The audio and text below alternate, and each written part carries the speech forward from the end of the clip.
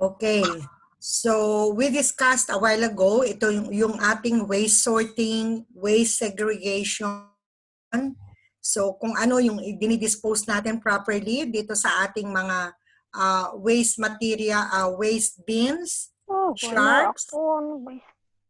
and itong ating non-medical waste. Ito yung mga office waste natin na tinatawag. So those, yung aside from yung medical waste, it will go with the domestic waste. So ano naman dito ang pinag-uusapan natin ng mga basic cleaning tools and cleaning equipments. So meron tayong mga basic cleaning supplies or equipments na tinatawag natin when we are going to clean. Sabi ko nga sa inyo, ito ay hindi talaga para sa atin, but within yung patient clinical areas or patient care areas natin, so kailangan tayo ay magkaroon ito. Alam natin kung ano ang ating gagamitin. So number one, we have the antibacterial wipes. Ito yung ating frequent na gagamitin natin instead na tayo ay nag-hand sanitizing. So yung mga surfaces natin, it needs antibacterial wipes. Yung sponges and scourers, hindi naman na natin gagamitin ito eh. Yung housekeepers lang talaga ang gumagamit.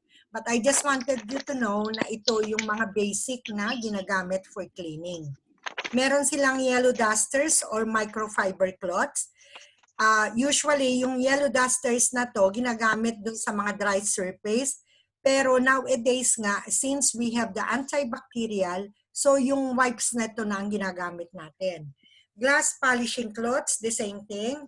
Cleaning brushes, a mop and a bucket, a dustpan and a brush, protective gloves, a plastic caddy to carry the essentials. Nakakita na ba kayo ng mga housekeepers?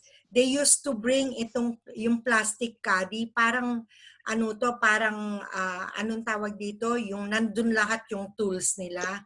So ito nila nilalagay whenever they go. Pag tinawag nyo sila, bit-bit nila itong plastic caddy na to. They are pushing it. So now we go with the approved cleaning and disinfectant solutions used in healthcare. So as I was talking to you about, the health authority or the Department of Health, binigyan niya tayo ng list of approved. Yun lang ang gagamitin natin. So when they come to inspect in a healthcare facility, tinitignan nila kung ano yung nakalagay dun sa ating utility room, kung ano ang ginagamit sa patient care area. They are coming to check kung ano ang ginagamit natin. So number one, they ask us to use, it is mandatory to use an antibacterial wipes or towelettes na tinatawag. So ito yung by the name dun sa product is Kabi wipes. Ito yung mostly na ginagamit ngayon, itong brand name na ito. So Kabi wipes, they are durable, non-woven, non-abrasive towelettes that offer quick, easy use, time-saving convenience. So hindi na nga kayo gagamit ng mga cloth natin, yung microfiber cloth. Instead, ito na yung gagamitin natin. Mag-put on lang kayo ng gloves kasi very harmful ito dahil do sa chemical content niya, disinfecting solution. So it is na kailangan na mag-gloves kayo. So this Kabi wipe is recommended for use in non-porous surfaces and fixtures. Yung lahat ng yung mga ating mga high-end touch areas, ito ang ginagamit natin. Kabi wipes also is ideal for operating rooms, surgical centers, neonatal units, medical and dental operations, and other clinical areas. Imagine nyo how powerful and how effective itong Kabi wipe na ito.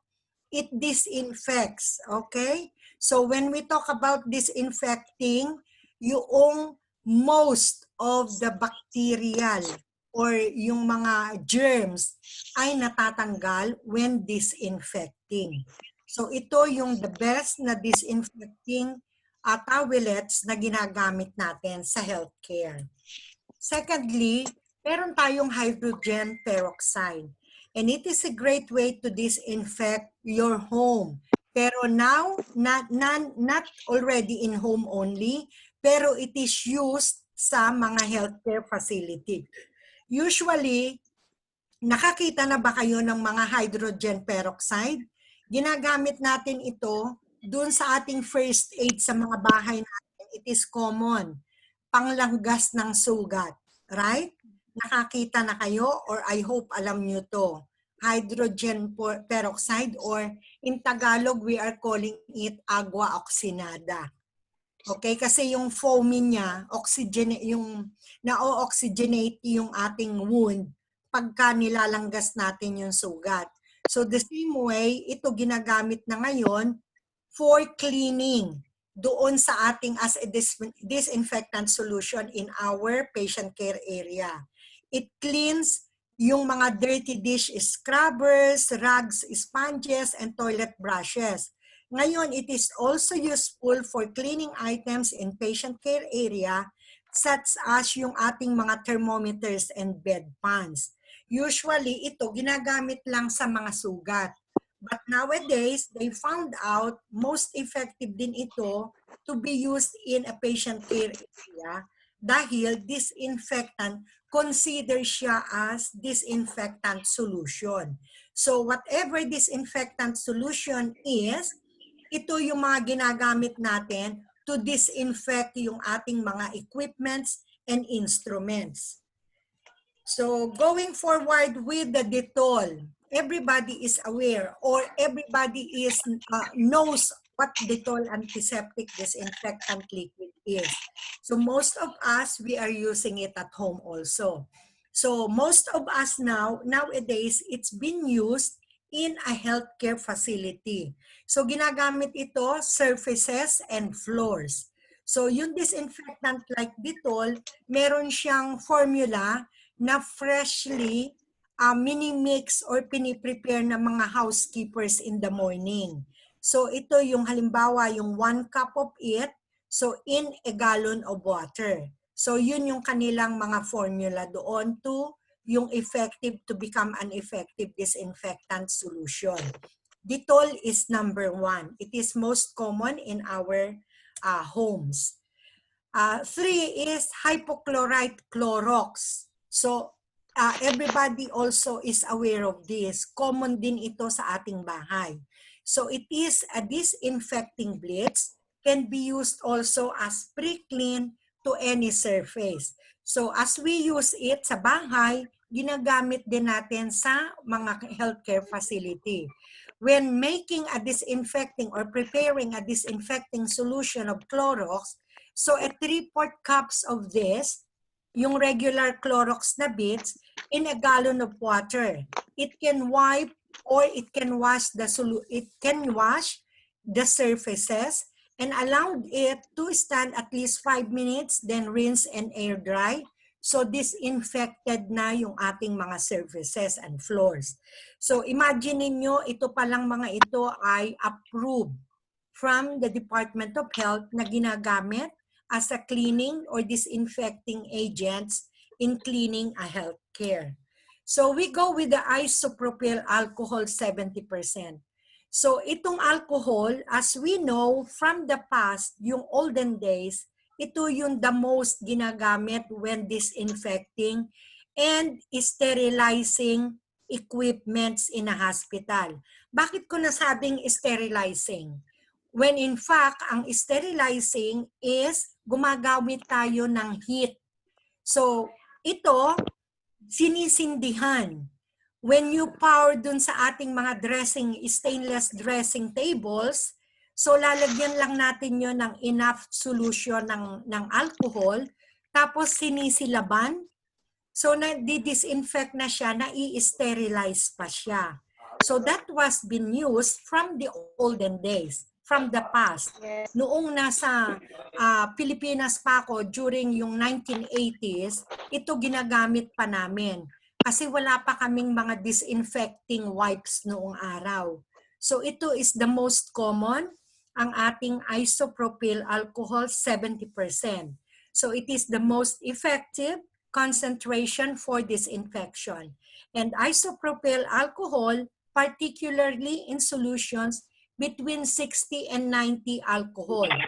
So pag nakikita nyo, pag you are buying an isopropyl alcohol, dapat you have to check hindi lang yung harapan.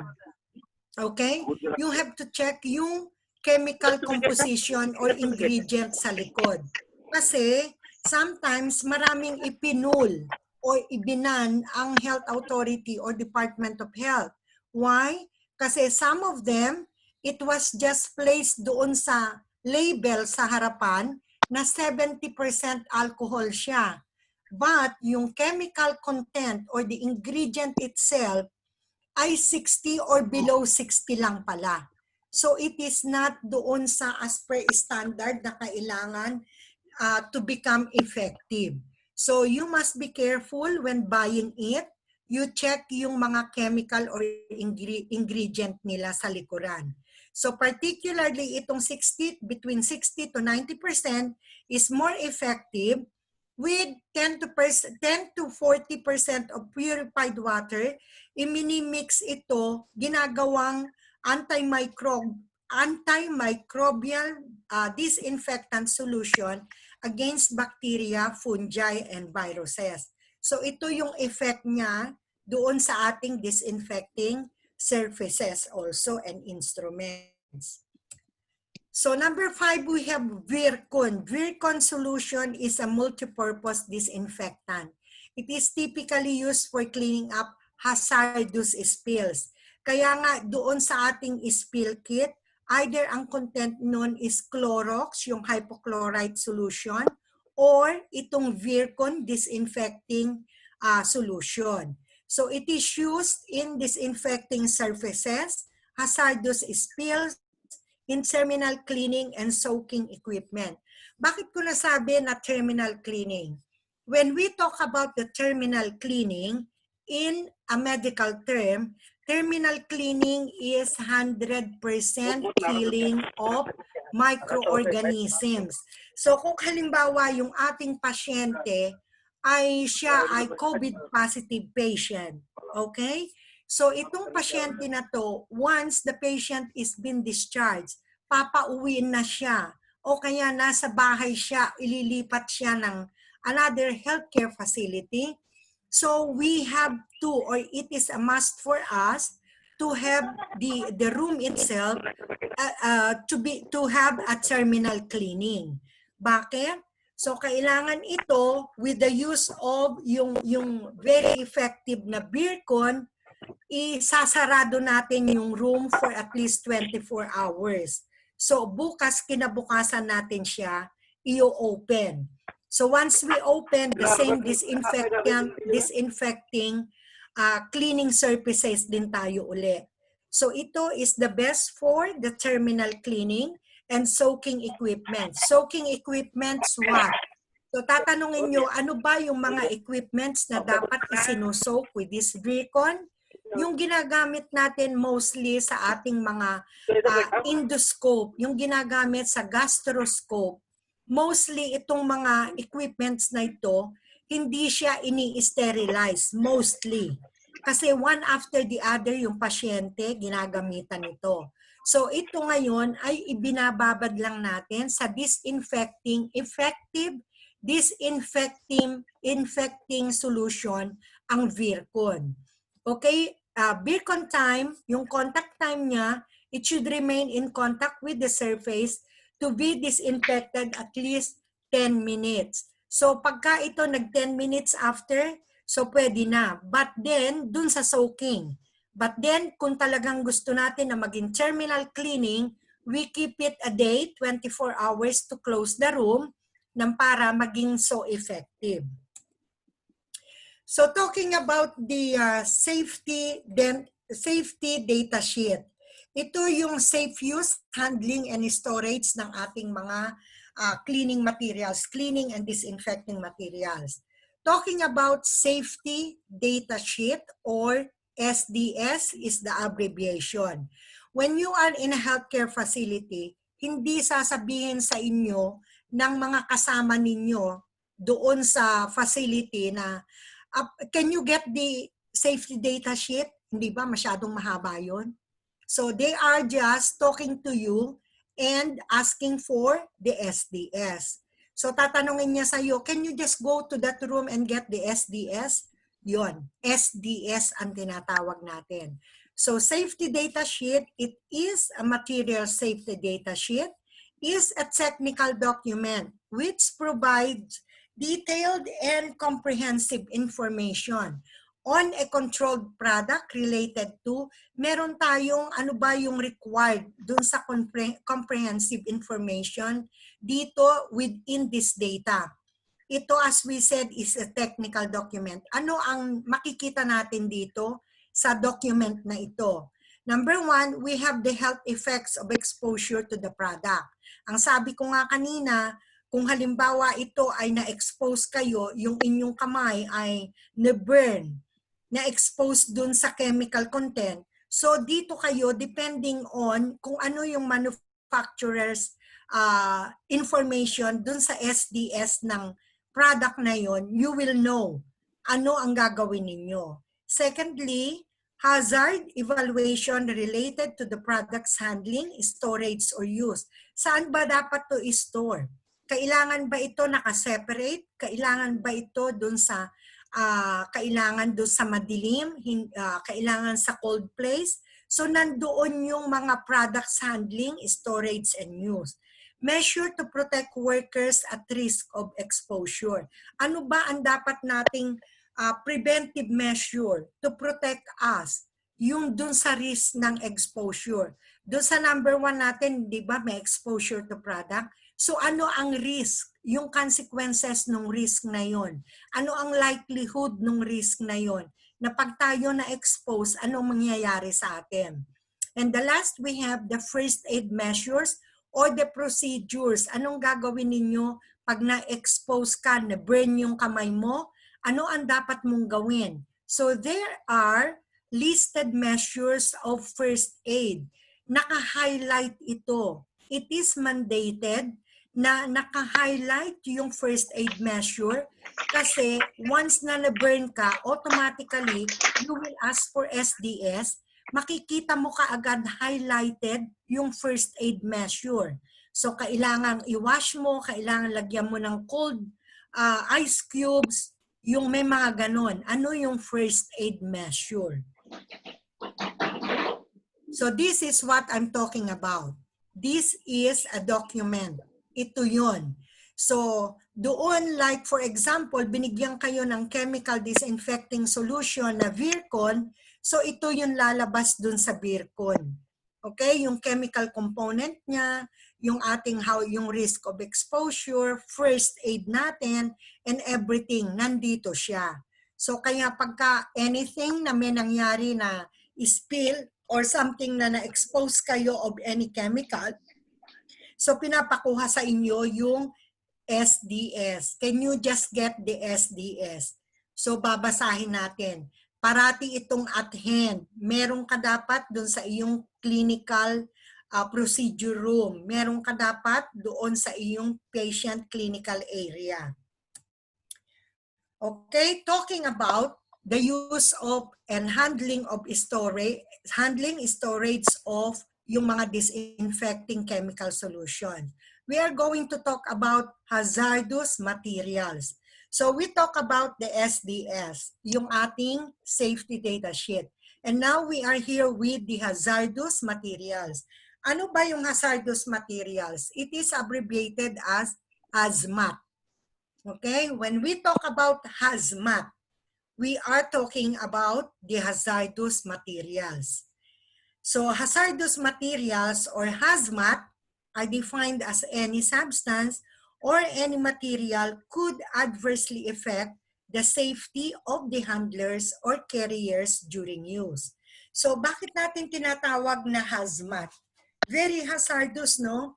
Ang hazardous is anything, it can, yung potentially, anything that can potential infect or harm. So anything, itong hazmat is number 1. Hazardous materials, they can potentially harm a worker or a patient.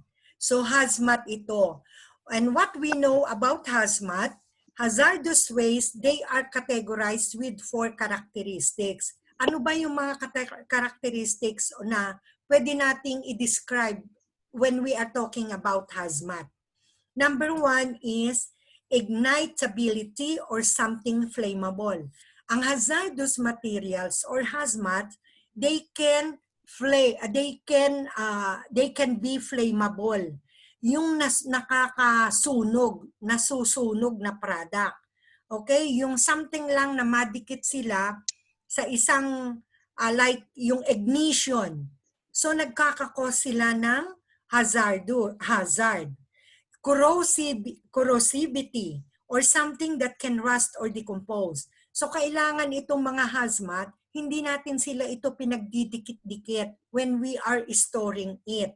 So kailangan ito, when we are storing, naka-tight lid ito na hindi dapat mag-spill kasi it can rust or it can produce rust or it can decompose dun sa materials.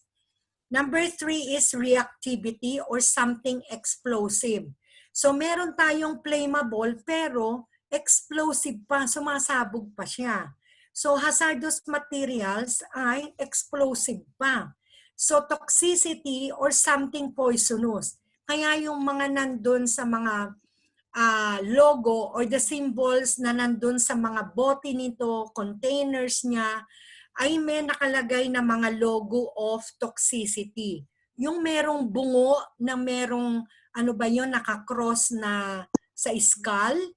So ito, yung poisonous siya, na toxicity siya, very toxin. So alam natin what are the characteristics of a hazmat.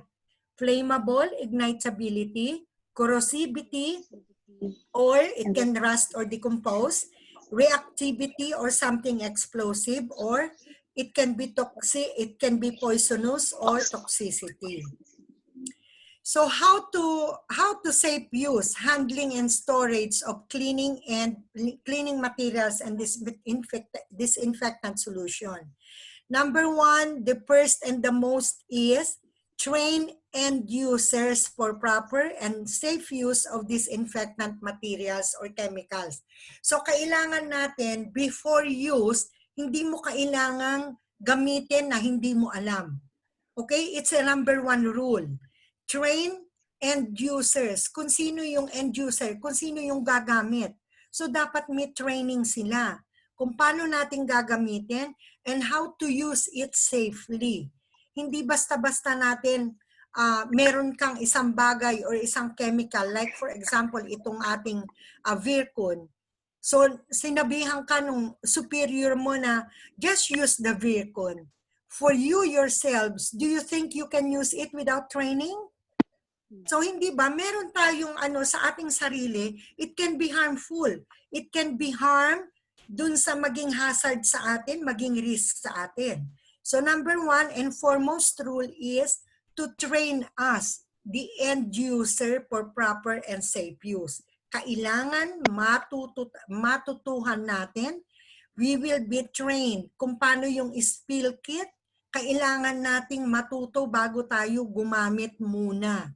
So all of those chemical disinfecting solutions, we must be sure na we receive a training bago natin ito gamitin.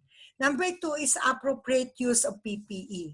Lahat ng chemicals, as according doon sa ating mga hazardous materials, kailangan in the SDS itself, kailangan meron doon na proper use of PPE.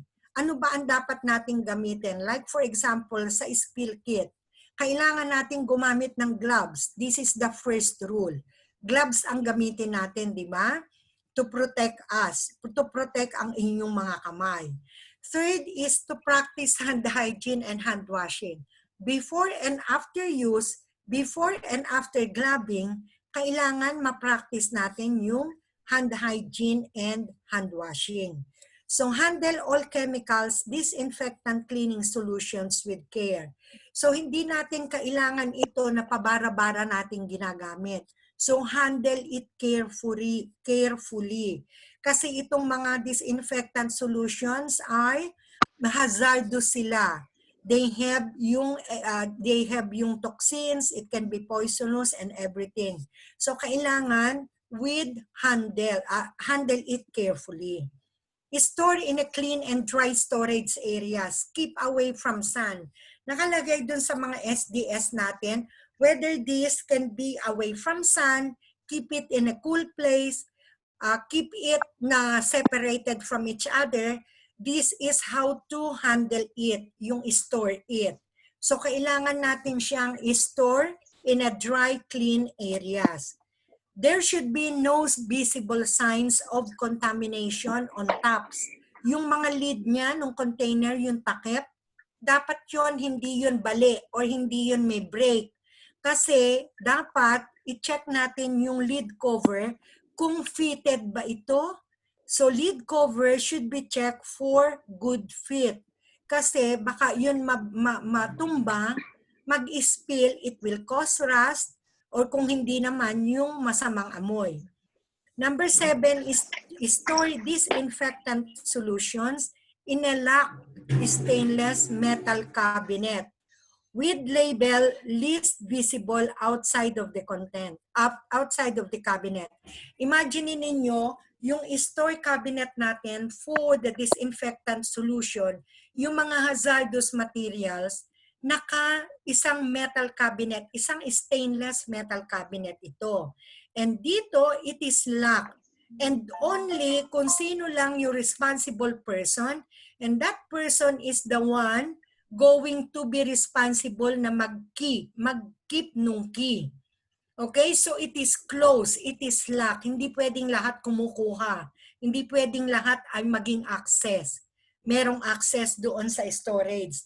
So dito, doon sa labas noong stainless cabinet na yan, there is a list of all the disinfecting solution or yung materials na naka-store sa loob. So hindi mo na kailangan pang buksan to open and find out, hanapin kung anong disinfectant solution ang dapat nating tignan. So sa labas pa lang, meron tayong list and it contains yung names of the disinfectant solution so as with yung expiry dates. So alam natin na meron dun sa stainless metal cabinet na disinfectant na hinahanap natin. Like for example, we need yung ating mga iodine. So we know na there is iodine inside of that kasi alam din natin kung available or wala sa loob. So ito yung mga stock inventory. So all of this list nandito sa loob. So it is vital na nandoon yung list sa labas. Okay, what are the disinfecting protocol? Ano ba yung pinag-uusapan natin when we talk about disinfecting protocols? Thorough environmental cleaning and disinfection of patient care areas. Pagka nag-disinfect tayo ng patient care areas o yung ating healthcare facility itself, tinatawag natin itong environmental cleaning and disinfection. So like for example, yung COVID-19 na pandemic, bakit tayo binigyan ng lockdown timing? So because during the time na binigay nila sa atin from 10 to 6, they are doing yung environmental disinfection. So the same way dito sa ating mga healthcare facility and patient care areas, meron tayong pinapractice na environmental disinfection and cleaning. So lahat tayo ay nagpa-participate dito. It's not only for the housekeepers, yung housekeeping staff. As the healthcare providers, tayo rin involved sa environmental cleaning and disinfection. So the purpose of this cleaning and disinfection process is to remove bacterial contamination from environmental surfaces and equipment surfaces where patients receive care in order to prevent the transmission of the microorganism from patient to patient and from patients to healthcare workers and from patients to visitors. So number one ito is to remove. Pag nag-environmental cleaning tayo, ito ang purpose niya. To remove bacterial contamination. Yung mga nakadikit na mga bacteria, na mga infectious agent, so naiwa-wipe out natin through yung ating mga antibacterial cleaning solutions, yung ating mga Kabi wipes, yung ating mga binanggit ng mga cleaning disinfecting solutions. Number one, ano ba ang disinfecting protocol? Wear appropriate PPE.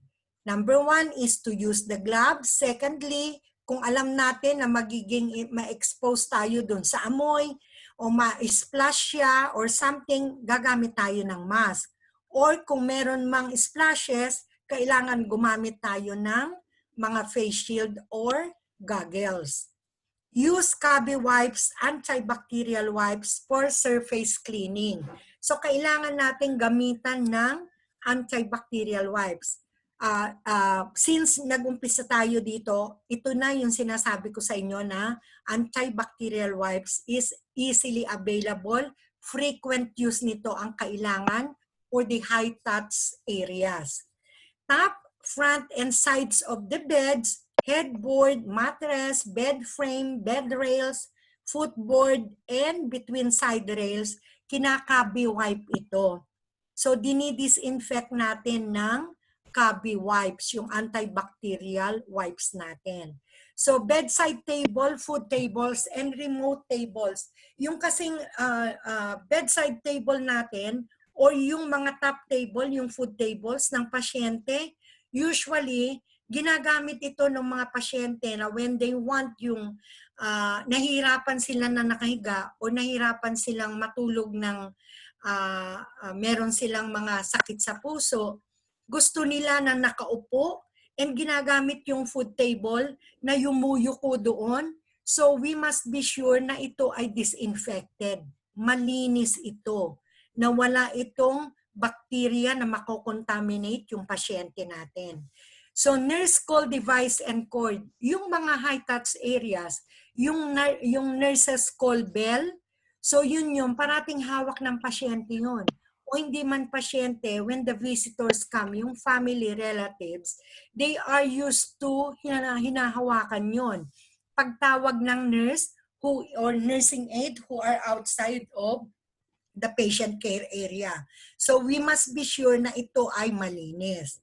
So yung all high-touch areas in the room, including nga yung mga tabletops, bedside tables, yung inner drawers, phones and cradles ng telepono, mobile ng pasyente, armchair niya, cabinets and door handles, light switches, closet handles, lahat ito high-touch areas. So repeatedly, ito yung high-touch areas and we need to disinfect them most frequently. Okay? Number 7 here in the bathroom. So as we said a while ago, start with the highest surface or the cleanest first. So pagkagaling nyo doon sa patient care, nag-wipe na kayo, ginamitan nyo ng Kabi wipes, go to the last. Kung wala pa yung inyong housekeeper to clean it, kailangan gamitin na ng pasyente. So at least mag-Kabi wipe na kayo. Yung mga table seat, yung mga handles dun sa loob, yung mga bars, kailangan yun ay napunasan nyo na once you come in the morning or before the start of your duty. So medical equipment must be cleaned and disinfected. Unang-una yung gagamitin nyo, yung pasyente nyo may hypertension. So kailangan nyong i-disinfect yung inyong mga aneroids, yung inyong stethoscope, yung inyong thermometers, oximeter. So lahat ito kailangan as a part ng medical equipment na disinfecting, kailangan yon before use nyo. Although ni disinfect na yon nung umalis na stop na, nireliban nyo. But for you, so to remove yung doubts ninyo na baka madumi, so do it again. Okay? So wipe them again with your antibacterial gloves, a bacterial disinfecting solution. Gloves should be removed so as to avoid touching the outside of the gloves. Pag nag-remove kayo, huwag nyong itatouch yung labas. I-fold ninyo siya. When we are going dun sa PPE natin, when we come into the actual, so kung paano tayo magdodoning, kung paano tayo magre-remove. So lahat yan pag-aaralan natin in a procedure, in an actual setting and written demonstration. Number 10 is hands should be washed with an antimicrobial soap and water or sanitize it with an alcohol rub. So ito yung pinaka before and after hand rubbing, hand washing. So ito yung kailangan nating gagawin. Okay, so we are done with our housekeeping. So I hope may natutuhan na naman kayo sa lesson sa araw na ito. It's all about housekeeping. So is there anything na hindi clear sa inyo na dapat nating pag-usapan? I'm not going to give you a quiz today, but I'm going you an interaction, an oral recitation. Okay? So, next week, meron pa tayong isa vital signs before we go with our finals. So, itong housekeeping is kasama as related ito dun sa infection control. So, did you find na related nga itong housekeeping with the infection control na pinag-aralan natin from the last time?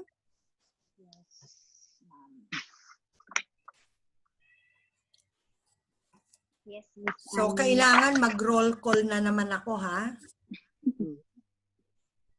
May relationship ba ito from the infection control and this housekeeping that we have studied now? Dito sa lesson natin, nakita nyo ba na merong relationship?